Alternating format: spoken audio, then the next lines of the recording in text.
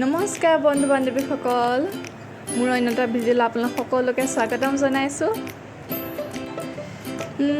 এতিয়া মই ভাত চাত বনাই খাই কৰি আজৰি হ'লোঁ, কাম চাম কৰিও আজৰি হ'ল।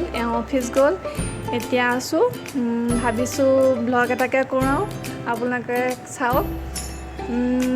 আজি মই আপোনালোকৰ কাৰণে লৈ আহিছোঁ মোৰ দাদাৰ বিষয়ে কিছু কথা। মোৰ দাদাৰ নাম হৈছে অপু দাস।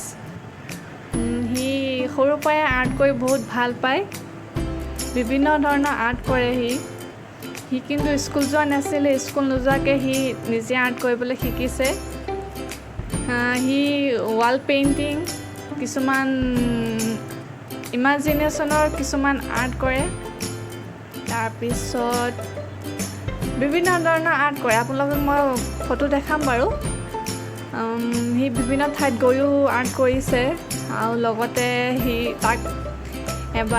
এবাৰ চক পেঞ্চিলত বিভিন্ন ধৰণৰ আৰ্ট বনাইছিলে, যিটো কাৰণে নিউজ লাইভতো ওলাইছিলে।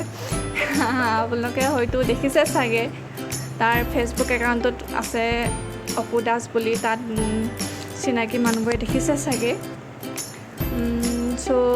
আহকচোন ভিডিঅ'টো উপভোগ কৰোঁ। লগতে মোৰ দাদাৰ কিছুমান আৰ্ট আৰু তাৰ ইমাজিনেশ্যনবোৰ এনেকুৱা যে আপুনি কিবা এটা বস্তু দি দিয়ক, দুটামান বস্তু দি দিয়ক, সেই বস্তুকেইটাই কিছুমান বস্তু বনাই দিব, যিটো আমি ভাবিবই নোৱাৰোঁ। আমি চখ হৈ যাওঁ। কিছুমান বস্তু তেনেকৈ বনাই দিয়ে। যেনিবা আপুনি চাহৰ লগত যেনিবা বুনিয়া ভুজিয়া দিলে, সেই বুনিয়া ভুজিয়া দি কিছুমান বস্তু বনাই দিব। যেনিবাকৈ বিস্কুট দিলে, বিস্কুট দি কিছুমান বস্তু বনাই দিলে। চাহ দিলে, চাহ যোনখিনি চাহ খাওঁতে বাচি যায়, সেই চাহখিনিয়ে কিছুমান বস্তু বনাই দিয়ে। তাক যেনিবা এতিয়া পাচলি কাটিব দিওঁ ন, পাচলি কাটোঁতে সি পাচলিটোতে এটা কিছুমান বস্তুবোৰ বনাই দিয়ে, যিবোৰ আমি ইমাজিন কৰিবই নোৱাৰোঁ। সি তেনেকুৱা কিছুমান আৰ্ট কৰে। আহকচোন চাওঁ মোৰ দাদাৰ ইমাজিনেশ্যন আৰু বিভিন্ন আৰ্ট কেনেদৰে কৰিছে।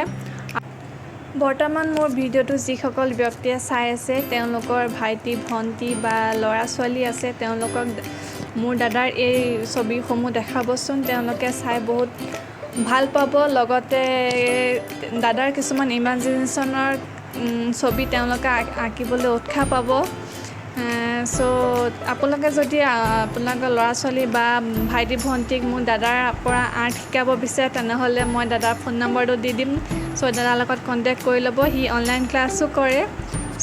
ধন্যবাদ।